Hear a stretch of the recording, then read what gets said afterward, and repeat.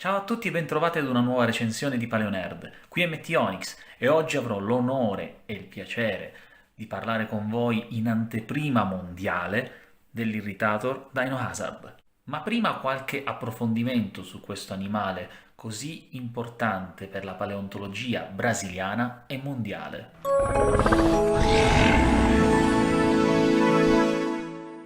Irritator challengerii è uno spinosauride del Cretaceo inferiore, rinvenuto nel Romualdo Member della formazione Sant'Ana, famosa per i ritrovamenti di pesci preistorici e pterosauri. Nel 1994 David Marty, paleontologo inglese esperto di fossili della formazione Sant'Ana, analizzò quello che sembrava essere il cranio parziale di un particolare pterosauro, conservato al Museo di Storia Naturale di Stoccarda. Il reperto, compresso lateralmente e dalla forma allungata, presentava alcuni caratteri che non riconducevano a uno pterosauro, come la posizione dei denti e lo spessore delle ossa.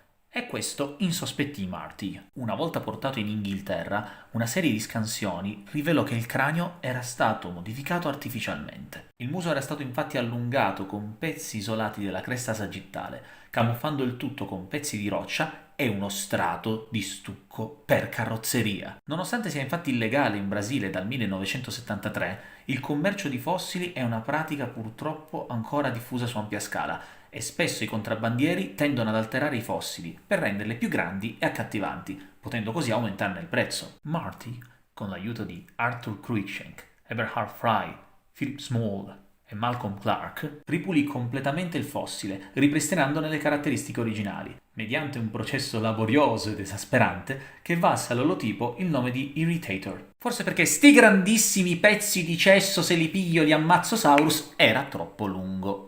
Ironicamente, fu proprio il lavoro dei paleontologi a rendere questo ritrovamento più prezioso di quanto avrebbero mai potuto fare i contrabbandieri, perché quello che sembrava un fossile mediocre si rivelò una scoperta eccezionale. Si tratta infatti del primo esemplare di dinosauro rinvenuto nella formazione Sant'Ana e il primo dinosauro del Cretaceo inferiore rinvenuto in Brasile. Un po' un simbolo nazionale, come può essere Ciro lo Scipionix per noi italiani. Il progetto Dino Hazard, partito da una trionfale campagna crowdfunding in Brasile, ha subito attirato la nostra attenzione per la cura nei dettagli e l'accuratezza scientifica. Per ricostruire il più fedelmente possibile l'aspetto in vita dell'animale, lo scultore Hugo Cafasso ha consultato tutti i dati scientifici attualmente disponibili su Irritator e altri organismi filogeneticamente correlati, con il supporto dei paleontologi Cito Aureliano e Alinchilardi. L'anatomia dell'animale è basata sugli olotipi di Irritator e Angaturama, ma anche su alcuni resti di diversi spinosaurini ancora indeterminati, raccolti nel bacino di Araripe. La produzione in massa della statuetta è stata inoltre affidata a Cheon Chun-tat,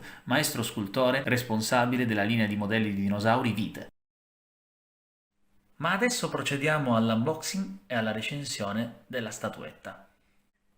Il packaging, oltre a presentare una splendida immagine del prototipo della statuetta realizzata da Hugo Cafasso, presenta sul retro una descrizione dell'animale in portoghese e in inglese. Presenta un plastic tray molto simile a quello utilizzato sia da Vite che da PNSO per i propri modellini, con la differenza che rispetto a PNSO manca la parte superiore a protezione. È quindi importante che quando tirate fuori questo modello teniate leggermente alzata la parte superiore del packaging in modo da evitare sfregamenti. Analizziamo il contenuto della scatola partendo dalla base. Questa è all'apparenza molto semplice, infatti come si può vedere raffigura una spiaggia nei pressi di un lago o di un fiume, però è piena di dettagli scientificamente accurati, come ad esempio le increspature nella sabbia. Queste sono state scolpite per riprodurre la superficie del Romualdo Member. Infatti queste increspature seguivano un andamento particolare tipico della zona. Il modo stesso in cui sono state scolpite le orme e il modo in cui queste sono rimaste impresse nel terreno rimanda agli studi sulle orme dei megalosauridi di cui Irritator fa parte. Quindi si possono notare ad esempio questi cuscinetti che si ritiene fossero presenti sotto i piedi di questi animali. Altra componente della statuetta è questo fantastico pescetto, il cui nome scientifico è Equinoxylus alcantarensis, ma che noi per semplicità chiameremo cena. Notate l'espressione, se tale si può chiamare, tipica del pesce appena catturato.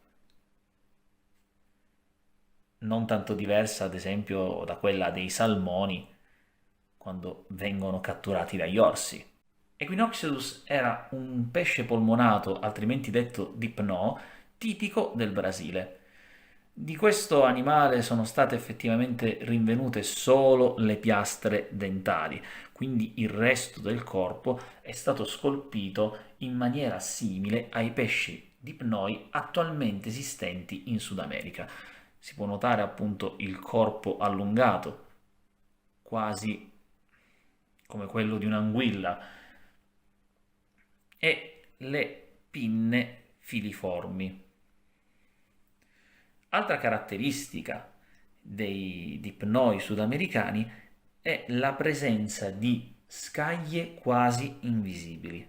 Ora, sorprende quindi notare come queste siano state scolpite in maniera eccellente. Ma passiamo al piatto forte di questa statuetta, ovvero il ritato stesso.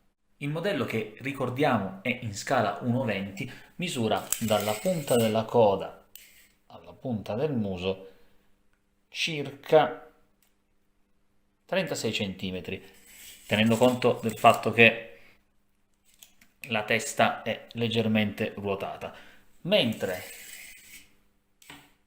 è alto circa 10 cm. Questo coincide con le misure di un animale lungo circa 7,5 metri e alto 2. Il livello di dettaglio è incredibile, come si può vedere. E l'anatomia stessa dell'animale riporta alcuni caratteri che potremmo definire innovativi.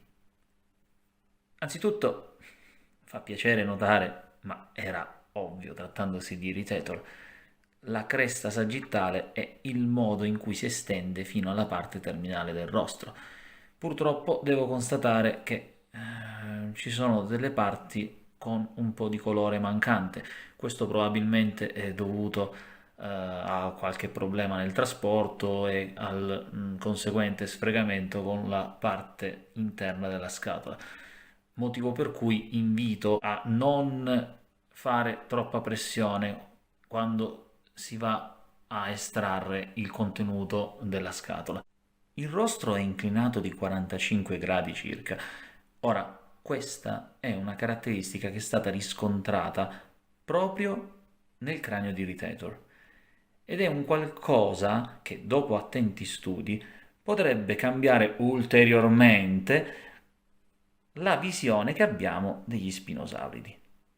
Questo perché un'inclinazione così forte porta l'animale ad avere una perfetta visione binoculare senza che il rostro ostruisca in alcun modo la visuale. Un corrispettivo odierno è, ad esempio, il becco a scarpa. Si può notare effettivamente come, fra l'altro, il risultato finale sia piuttosto simile all'espressione sempre incacchiata del becco a scarpa.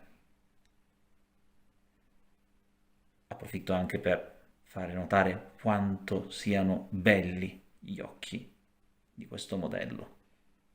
Un'altra caratteristica che non vedevo l'ora di trovare in un modello di spinosauride è la disposizione dei denti. Questi sono nella forma corretta, conica e abbastanza uniforme. Voglio mostrarvi il modello a bocca chiusa proprio per questo motivo. Allora, notate come questi non sporgano effettivamente all'esterno, come capita in tantissimi altri modelli di teropodi. Questo perché ci si è basati sulla distribuzione della foramina. Per foramina si intendono dei fori che spesso si trovano in corrispondenza dei denti e destinati al passaggio di nervi e vasi sanguigni. Ora, negli spinosauridi è stato riscontrato che la foramina si distribuisce in maniera lineare nella parte posteriore del muso, per poi andare a riempire la parte terminale del rostro quasi in maniera bulbosa. Questa particolare conformazione ha avvalorato l'ipotesi che nella parte posteriore del rostro potesse esserci del tessuto molle, mentre la parte terminale del rostro poteva essere priva di tessuto molle, un po' come capita nei coccodrilli, ad esempio. Ora, un esempio di corrispettivo moderno è il platanista dell'Indo, un delfino d'acqua dolce che ha una conformazione piuttosto simile. Quindi è particolarmente affascinante il modo in cui è stata realizzata questa caratteristica, anche perché per l'appunto trova un corrispettivo in natura, per cui è plausibile e visivamente piuttosto interessante. Il modello ha una mandibola articolata, si può vedere la cura nei dettagli, anche in questo caso. Notare la lingua corta, come si ritiene avessero. Per chi volesse entrare poi in possesso di questo modello, consiglio comunque di fare un po' di pressione quando ve lo troverete. Il mio faceva inizialmente un po' di resistenza, quindi facendo un po' di gioco la bocca si chiude decisamente meglio. Non in maniera ermetica, ma dà perfettamente l'idea. Ma poi guardate il livello di dettaglio delle squame, cioè è fantastico. Ricordiamo sempre che molto spesso anche i più grandi scultori di dinosauri peccano in questo particolare tratto, scolpendo squame fin troppo grandi per un animale del genere, visto che comunque molte delle tracce di pelle che ci sono arrivate testimoniano invece una dimensione ridotta delle squame. Parliamo di pochi millimetri e qui il tutto è reso in maniera perfetta, oserei dire quasi maniacale.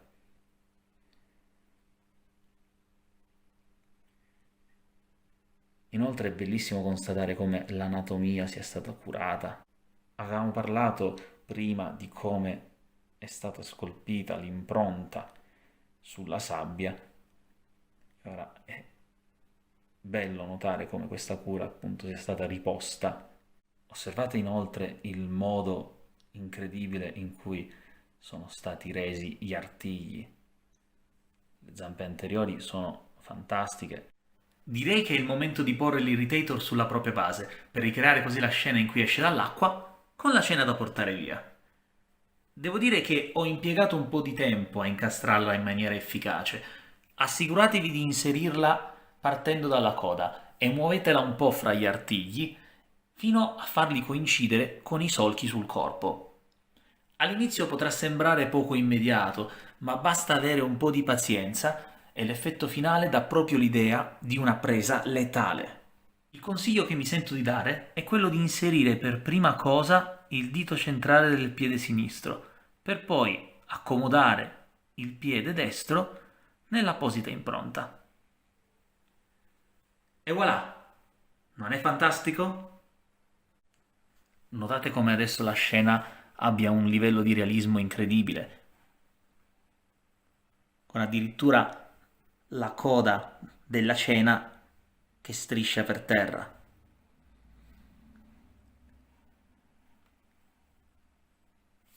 A questo punto è chiaro che si può definire l'Irritator Dino Hazard un lavoro magistrale sotto ogni punto di vista. Non posso quindi che complimentarmi con tutte le persone coinvolte per il lavoro svolto e spero che nel futuro possano offrirci altri modelli così interessanti. Ringraziamo ancora Ugo Cafasso e Ceunchuntat per averci inviato in anteprima mondiale questa splendida statuetta. Mi raccomando, fateci sapere cosa ne pensate nei commenti. E se volete rimanere sempre aggiornati su nuovi articoli e recensioni, iscrivetevi e cliccate sulla campanella.